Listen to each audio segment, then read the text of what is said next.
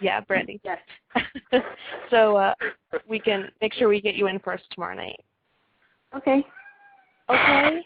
She didn't even do that for me. She did that for Chaska and Tinsel. She doesn't even like Team Demetri. No. This is Team Demetri Monday. It's like Team Demetri Monday. It's a holiday. Yeah, it's a holiday. Yeah, it comes around once every 7 days, every 7 years. Yeah. It's like leap year. Yeah. It totally Exactly. is, yeah. Okay. Okay, on to the next question before it degenerates into a farce. Okay, I went ahead and put Brandy back on hold. So. Okay. So Ashley, I'm sorry. All right. Oh, that was fantastic. Yeah. I love what someone sang. That's my favorite thing today. Yeah. Okay. So, what kind of projects do you have coming up? Well, yeah. I am really, I have to say, shooting kind of high with things. I mean, I'm not, as much as I would love to do some smaller projects, and I really would like to. Right now, I'm focusing on the build up to Eclipse and the publicity storm that will be. I mean, I don't really want to take myself away from that because that is a key part of my, publicity, in my career, and I'm sort of centering on that. But that's not to say I'm not open to other work. I'm auditioning for stuff, and that stuff is big stuff, which I'm missing out. I'm doing very well in, but I'm missing out to big name stars. I mean, I went out for Captain America today. Just a little weird. Ooh. That's Captain America, all right, and that's a big role. Right. That is, yeah. It's Captain of Tottenham, which is an okay role. It's a Captain of America, and those are big boots to fill. So, like I said, the nature of the business these days is that, as much as I'm a purist and I want to be a great actor, and that's how I see me gaining roles, it's only 50% because you really have to work the publicity side of things and the business side of things, and I feel like I've got a good head on my shoulders for that. So I'm getting a great team assembled around me to really make the most of what Twilight offers, which is an exceptional amount of publicity for comparatively smaller roles, and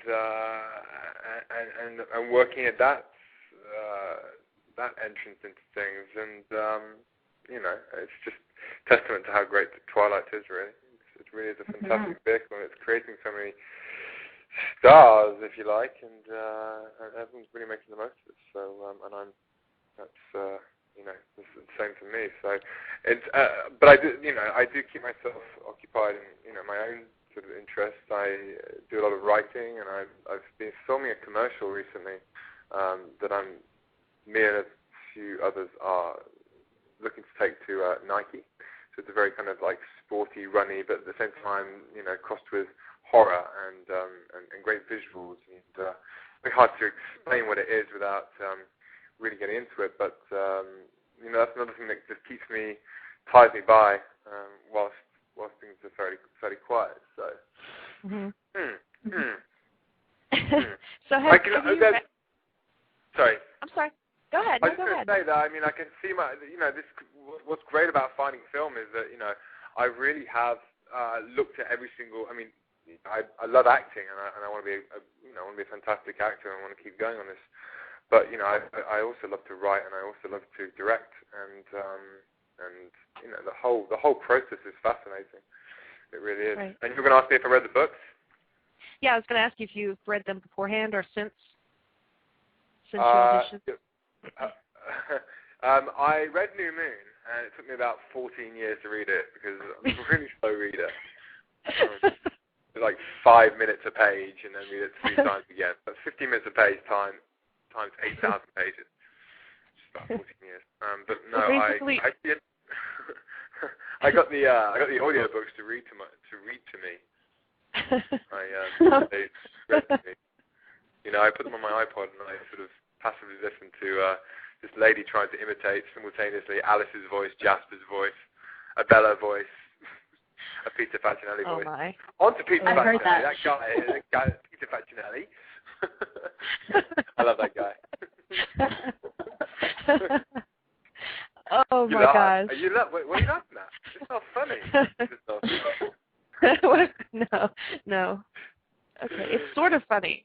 It is sort of funny. Are you Canadian? Are you Canadian? My God. Ashley is. I am. I thought so. Ashley. Do I sound Canadian? What's that? Do I sound Canadian? Okay. Do you sound Canadian? Yeah. Not actually getting away with it. I thought I didn't think you. I thought you were the American too. Oh. Yes. I don't know what that means.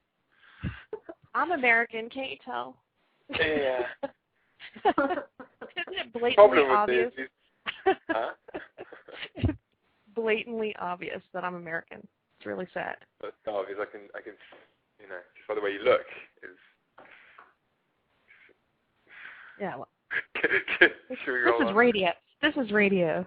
I know. We can look however we like, right? Yeah. Beauty of radio. Okay. Sorry. Off track. Okay. Yeah, digress. Yes. Okay. Are you good? I'm good. Okay. So what process did you have to go through to get into the part of Demetri? What was the second word? What was the process you went through? Oh, process. Okay. Just an audition process, really. I was given an audition. It was the Bella Tower scene just after Bella saves Edward, and Demetri and Felix sort of sweep around the corner and sort things out. There's a lot more text in the book, so we got to work it a little, work the moment, and it was I went and did that. Just a single casting director from Vancouver. I got the call back, and Chris Weiss, who directs, and Wick Godfrey, who produces, were in the room, and I got in there and a good chat with Chris. He's an Anglophile. I wasn't sure if he wasn't English for a while. He went to Cambridge University, and we had a lot to talk about, English-wise. And so that kind of settles you in a room. Any actors out there, always try and get yourself settled into a room with some really, bad small talk. It always tends to sort of neutralize that tension. And then as soon as I had my choices for Demetri, I really brought myself into Demetri. I read all the Demetri stuff that was out there. I had like this network of little minions working for me, women, like a network of women gathering information about Demetri and Twilight very, very quickly. Very efficient of them. And sooner or later, I had this great character. I knew what the character was, so I went into the room dressed as my best Demetri, and with my best portrayal of Demetri, according to the books, with strong choices. And